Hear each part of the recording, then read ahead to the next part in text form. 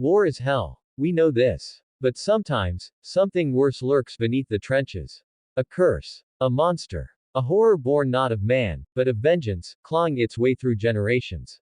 Today, we're unraveling the story of The Cursed, a horror film that takes the werewolf legend and twists it into something far darker, more tragic, and deeply unsettling.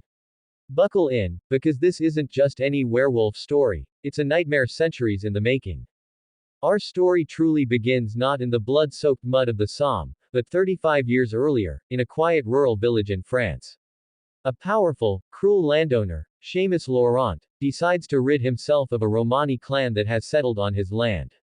A brutal slaughter unfolds, a massacre of men, women, and children. And in an act of almost biblical horror, Seamus has a Romani man dismembered and strung up like a grotesque scarecrow, a warning to others who might dare lay claim to his land. But the Romani were not without defenses.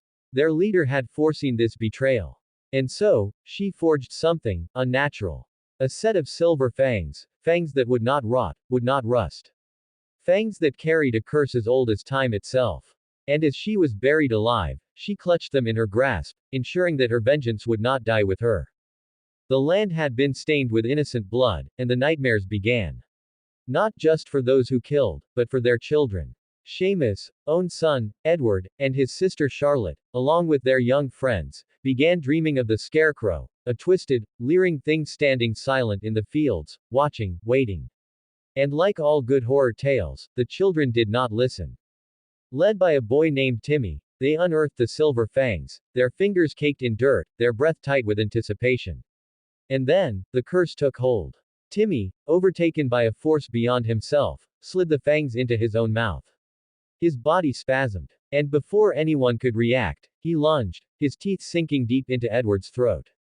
The children screamed, scattering like frightened birds, leaving Edward gasping in the dirt, and Timmy gone. At first, it seemed Edward might survive. A doctor examined him and found nothing but the telltale marks of an animal bite. But Charlotte knew better. She heard him at night, his body writhing in pain, vines curling around his limbs as if the earth itself was trying to reclaim him. And then, Edward was gone. Timmy reappeared, shaken, confused, claiming he had no memory of the attack. But when Charlotte asked about the silver fangs, his face fell. He had hidden them, in the church. And that was a mistake. Because someone else found them. And now the curse was spreading. The beast, now fully awakened, began its hunt. Bodies were torn apart, limbs scattered like forgotten dolls. And when pathologist John McBride arrived, he knew, this was no ordinary animal attack. This was something else. Something much, much worse. John, haunted by his own past losses to these creatures, tried to warn the villagers.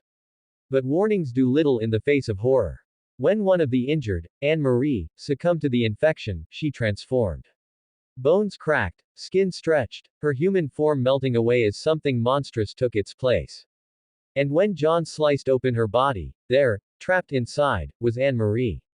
Still alive, still screaming, still aware. The infection was spreading. The village was no longer safe. And the only thing left to do, was kill. Seamus, the man who had unleashed this nightmare, tried to fight it. He failed. His home burned, his wife dead, and he himself now infected. And so, he made his final choice. Fire. The one thing that could cleanse.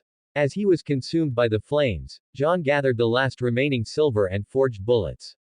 Edward was back. But he was no longer the boy Charlotte had once known. He was the beast, furious, mindless, unstoppable. The villagers screamed. John took aim. But Isabel, Edward's mother, stepped in the way. She pleaded, not for her life, but for her son's. And in the end, John pulled the trigger. The curse had ended. But the scars, they remained. And so, decades later, as World War I raged, a mortally wounded soldier is found. The bullet in his body is silver. His name, Edward Laurent. And with its removal, the last cursed breath leaves his lips.